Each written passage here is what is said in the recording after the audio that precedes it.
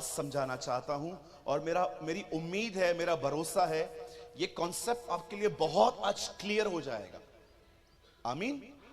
सुनिए, यहां लिखा है विश्वास से धर्मी जन जीवित रहेगा। चलो इसका उल्टा करो, इसका उल्टा करो। अगर विश्वास से हम जिएंगे, इसका उल्टा करो। अगर विश्वास नहीं होगा तो हिज ओन थॉट्स।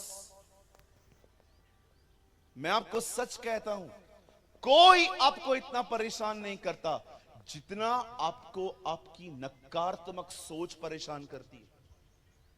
शैतान को छोड़ दो, बाजू में रखो। कई लोगों को लगता है कि शैतान मुझे टॉर्चर कर रहा है। नहीं ब्रदर, आप नेगेटिव हो। लिसन टू मी, बड़े ध्यान से सुनिए। जब हम प्रभु में आते हैं, दुष्ट आत्माएं हमारे अंदर से निकल जाती हैं, लेकिन मैं आपको बताना चाहता हूं, वो निकल गई हैं, पर अपनी नकारात्मक सोच वो आप में छोड़ के गई हैं। इसीलिए पौल कहता है तुम्हारे मन को तुम्हारा नया होना जरूरी है।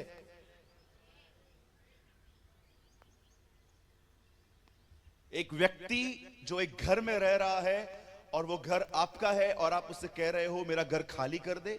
आप लैंडलॉर्ड हैं, आप उसको कहते हैं मेरा घर खाली कर दे। ओके, लेकिन आप ये बात देख रहे हो कि जब वो खाली करने के लिए जा रहा था तो वो अपने कुछ सामान छोड़ के गया। दुष्ट आत्माएं जो इस घर में रहती थी पहले, हम तंबाकू खाते थे, सिगरेट पीते थे, व्यभिचारी थे, बहुत सारे बुरे कामों में थे। लेकिन जब हम खुदा में आते हैं, खुदा हमारे अंदर आता है, तो इन सारी गंदी आत्माओं को निकलना पड़ता है। लेकिन मैं आपको बताना चाहता हूं, दुष्ट आत्मा निकल गई है, पर वो अपनी कुछ चीजें आप पे छोड़ के गई है। वो है उसकी सोच। उस सोच को कैसे निकालें? वो जो चिंता, जो नेगेटिव है। इसीलिए पौलुस कहता है तुम्हारे मन के नए होने से तुम्हारी जिंदगियां बदलेंगी। हमें अपने मन को हर दिन नया करना है। सुनिए, विश्वास से जीना क्या होता है? अंकल, आंटी, भाई, बहन, ये आज सीख लो। आने वाले दिन तुम्हारे शांति से भरे हुए होंगे, आनंद से भरे हुए होंगे। आप लोगों से बहुत ही जेंटल वे से चल पाएंगे, कोमलता से। आप रूड, फ्रस्ट्रेट, गुस्से में जवाब देना, आप इन सारी बातों से निकल आओगे। फिलिपियों में लिखा है ना, तुम्हारी कोमलता सब पे प्रकट हो। योर जेंटलनेस जो है वो तुम पे सब पे रिवील हो। आप कोमल हो जाओगे अगर आपने आज की बातें समझ ली तो।